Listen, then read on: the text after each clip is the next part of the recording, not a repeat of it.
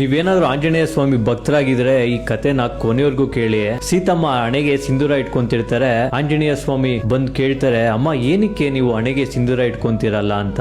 ಆಗ ಸೀತಮ್ಮ ಹೇಳ್ತಾರೆ, ಸಿಂಧೂರ ಇಡೋದ್ರಿಂದ ಶ್ರೀರಾಮನ ಮೇಲೆ ಪ್ರೀತಿ ಮತ್ತೆ ಅವರ ಆಯುಸ್ಸು ಹೆಚ್ಚಾಗುತ್ತೆ ಅಂತ ಹೇಳ್ತಾರೆ. ಅದು ಕೇಳಿದ ಕೂಡ್ಲೆ ಆಂಜನೇಯ ಸ್ವಾಮಿ ಅವರು ಮೈ ತುಂಬಾ ಸಿಂಧೂರ ಹಾಕೊಂತಾರೆ. ಶ್ರೀರಾಮನ ಮುಂದೆ ಹೋಗ್ತಾರೆ. ಅದನ್ನ ಶ್ರೀರಾಮ ಅವರು ನೋಡಿ ತುಂಬಾ ಆನಂದ ಪಡ್ತಾರೆ. ನನ್ಗೋಸ್ಕರ ನೀನು ಮೈ ತುಂಬಾ ಸಿಂಧೂರ ಹಾಕೊಂಡಿದ್ಯಲ್ಲ ಅಂತ. ಆಗ ನಿನ್ಗೆ ಏನ್ ವರ ಕೇಳು ಕೊಡ್ತೀನಿ ಅಂತಾರೆ. ಆಂಜನೇಯ ಸ್ವಾಮಿ ಹೇಳ್ತಾರೆ, ಶ್ರೀರಾಮನ ಹೆಸರು ಎಲ್ಲಿರುತ್ತೋ ಅಲ್ಲಿ ನಾನಿರ್ಬೇಕು ಅಂತ ಹೇಳ್ತಾರೆ.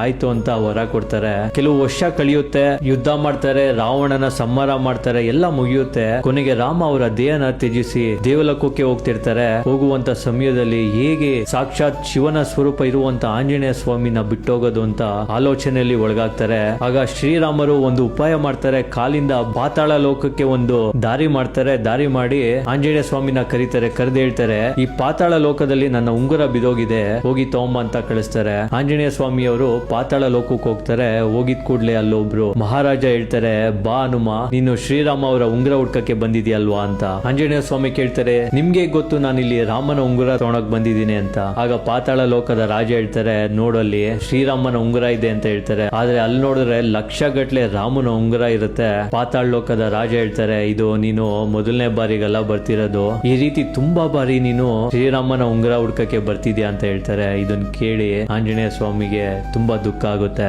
ಈ ವಿಡಿಯೋನ ಆಂಜನೇಯ ಸ್ವಾಮಿ ಭಕ್ತರಿಗೆ ಮರಿದಿರ ಶೇರ್ ಮಾಡಿ. ಆಂಜನೇಯ ಸ್ವಾಮಿ ಅವರು ಶ್ರೀರಾಮನ ಮೇಲಿರುವಂತ ಪ್ರೀತಿ ಎಂತದ್ದು ಅಂತ ಪ್ರತಿಯೊಬ್ಬರಿಗೂ ತಿಳಿಲಿ. Thank you.